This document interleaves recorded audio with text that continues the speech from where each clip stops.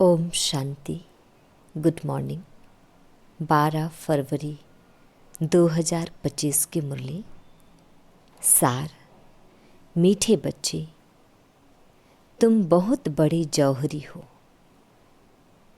तुम्हें अविनाशी ज्ञान रत्न रूपी जवाहरात देकर सबको साहूकार बनाना है।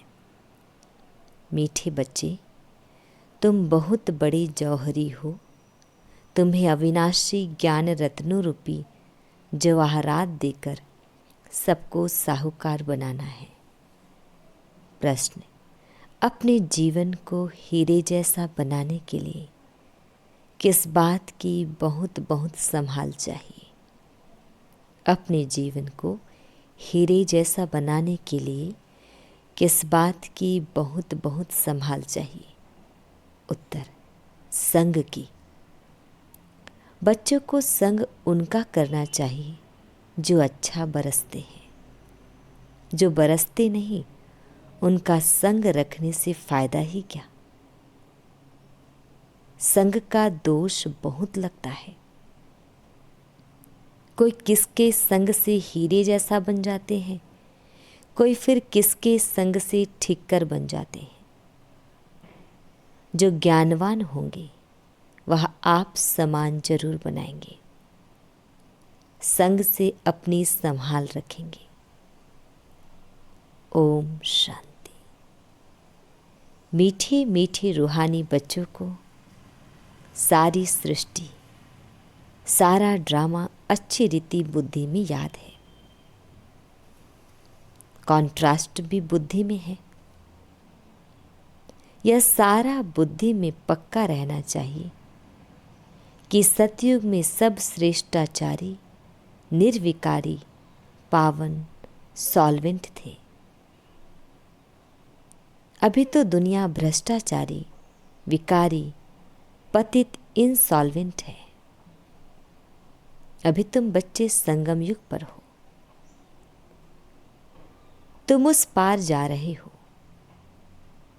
जैसे नदी और सागर का जहां मेला होता है, उनको संगम कहते हैं।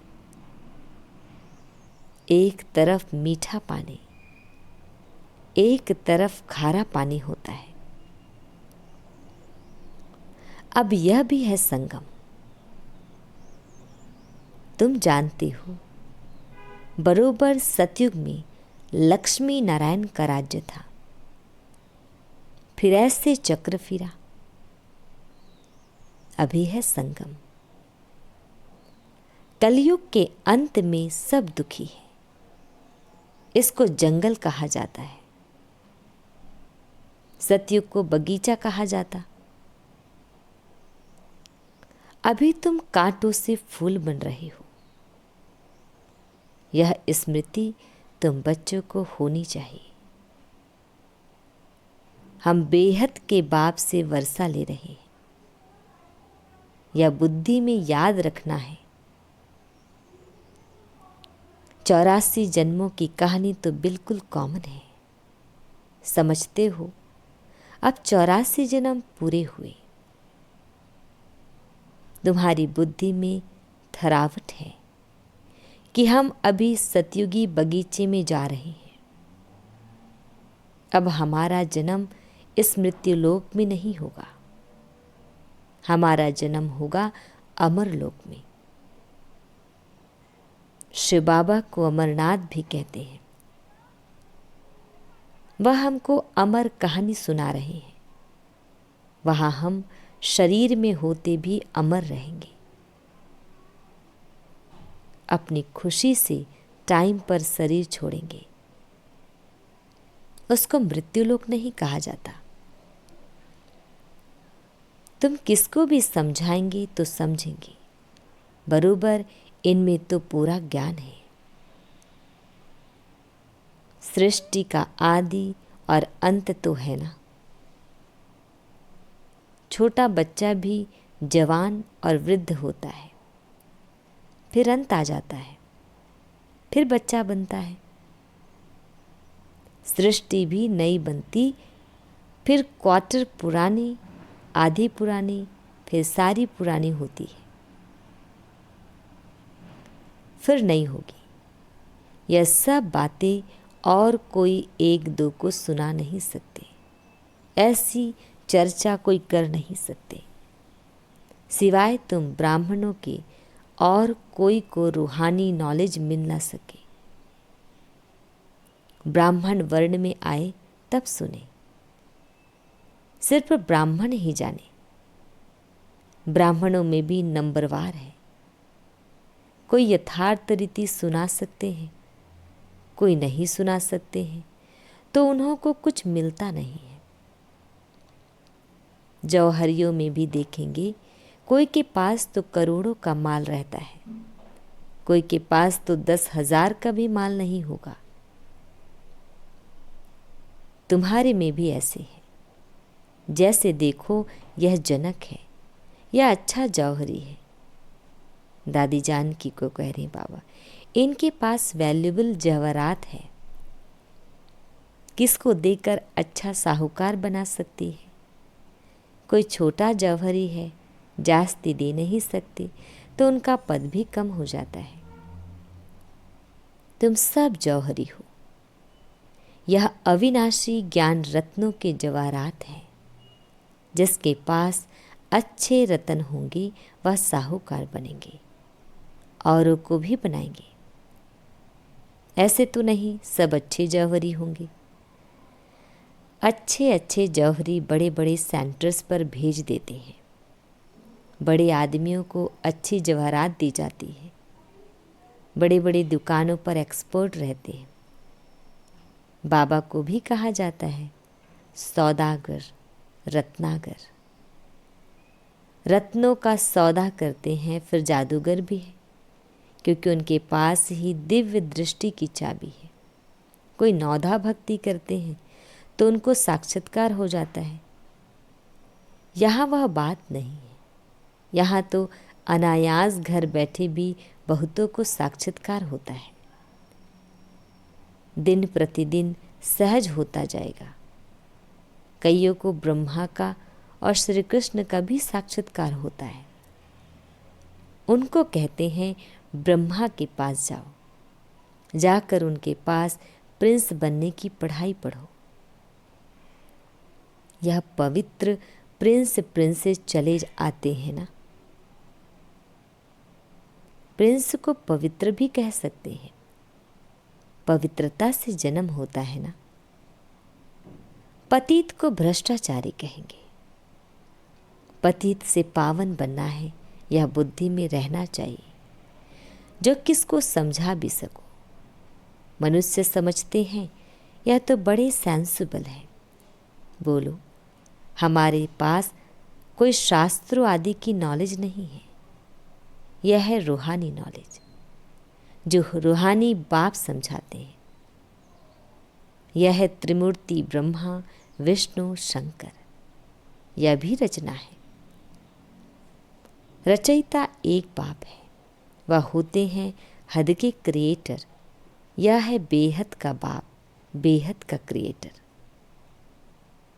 बाप बैठकर पढ़ाते हैं, मेहनत करनी होती है। बाप गुलगुल अर्थात फूल बनाते हैं। तुम हो ईश्वरीय कुल के, तुमको बाप पवित्र बनाते हैं। फिर अगर अपवित्र बनते हैं तो कुल कलंकित बनते हैं। बाप तो जानते हैं ना। फिर धर्मराज द्वारा बहुत सजा दिलाएंगे। बाप के साथ धर्मराज भी है। धर्मराज की ड्यूटी भी अभी पूरी होती है। सतयुग में तो होगी ही नहीं, फिर शुरू होती है द्वापर से। बाप बैठ कर्म अकर्म विकर्म की गति समझाते हैं। कहते हैं ना, इसने आगे जन्म में ऐसे कर्म किए हैं जिसकी यह भोगना है। सतयुग में ऐसे नहीं कहेंगे। बुरे कर्मों का वहाँ नाम नहीं होता।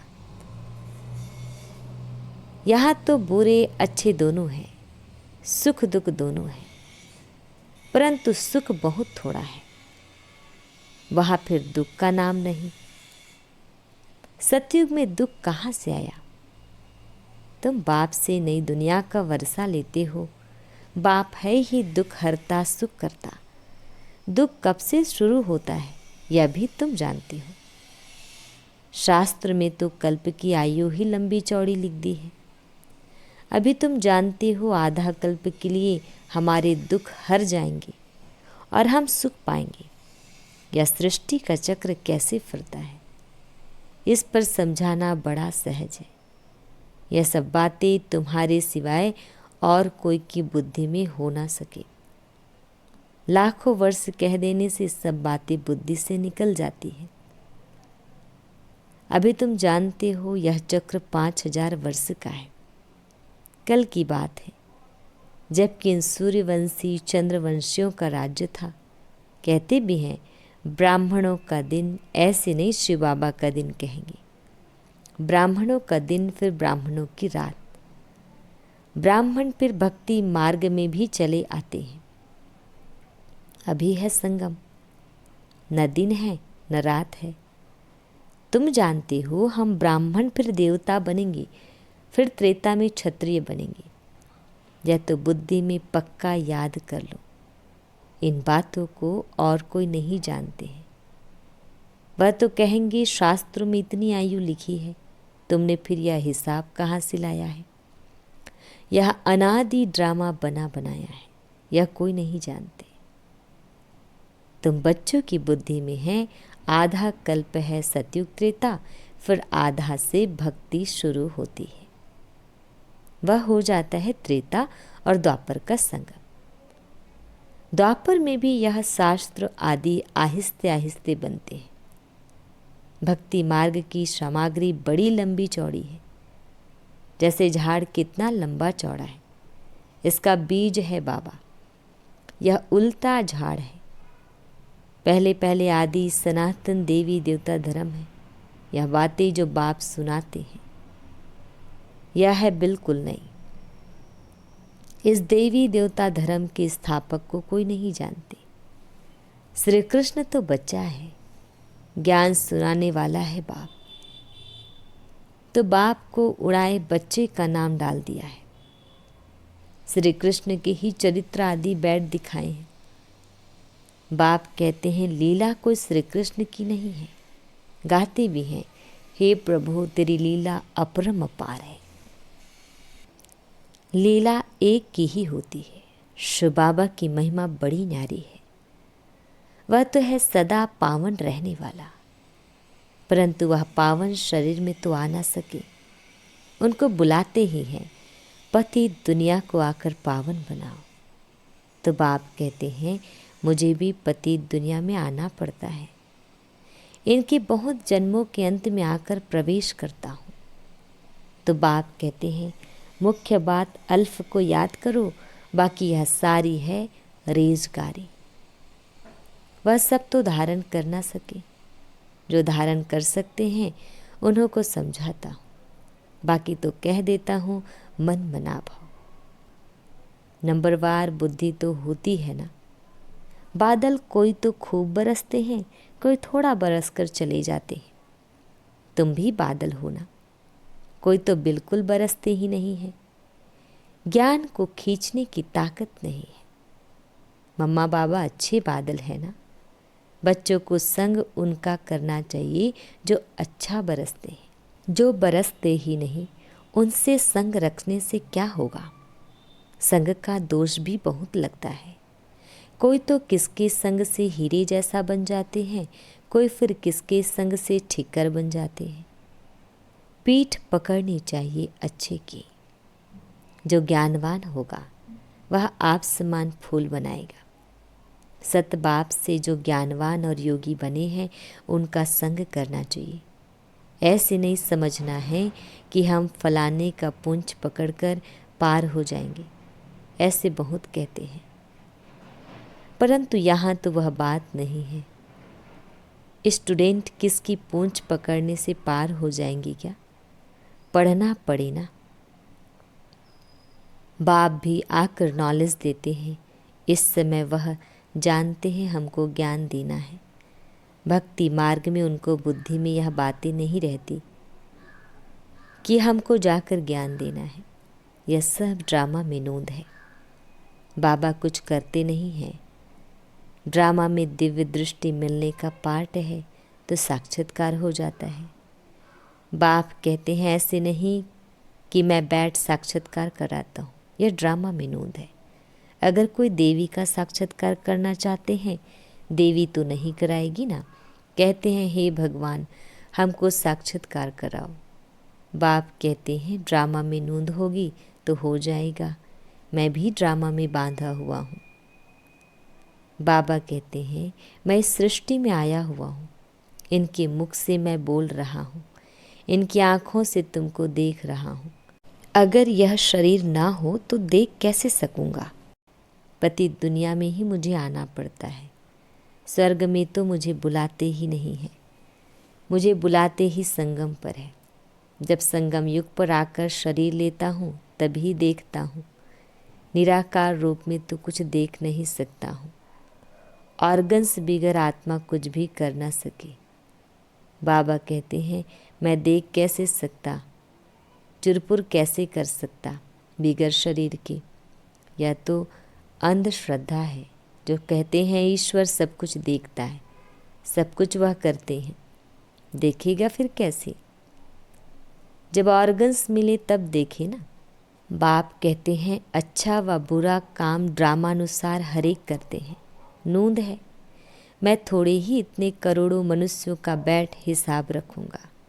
मुझे शरीर है तब सब कुछ करता हूँ। करन करावन हार भी तब कहते हैं, नहीं तो कह न सके। मैं जब इसमें आऊँ तब आकर पावन बनाऊँ। ऊपर में आत्मा क्या करेगी? शरीर से ही पाट बजाएगी ना। मैं भी यहाँ आकर पाट बजाता हूँ। सतयुग में मेरा पाट है नहीं।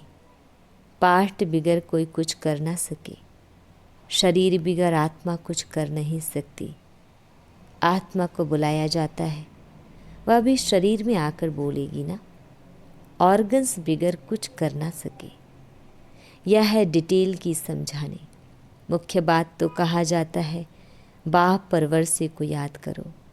बेहद का बाप इतना बड़ा है, उनसे वर्षा मिलता होगा, यह कोई जानती नहीं। कहते हैं आकर दुख हरो सुख दो, परंतु कब, यह किसको पता नहीं है। तुम बच्चे अभी नई बातें सुन रहे हो। तुम जानते हो हम अमर बन रहे हैं, अमरलोक में जा रहे हैं। तुम अमरलोक में कितना बार गए हो? अनेक बार। इसका कभी अंत नहीं होता। बहुत कहते हैं क्या मोक्ष नहीं मिल सकता? बोलो नहीं, यह अनादि अविनाशी ड्रामा है। यह कभी विनाश नहीं हो सकता है। यह तो अनादि चक्र फिरता ही रहता है। तुम बच्चे इस समय सच्चे साहिब को जानते हो। तुम सन्यासी हो ना, वह फकीर नहीं। सन्यासियों को भी फकीर कहा जाता है। तुम राज ऋषि हो। ऋषि को सन्यासी कहा जाता है। अभी फिर तुम अमीर बनते हो।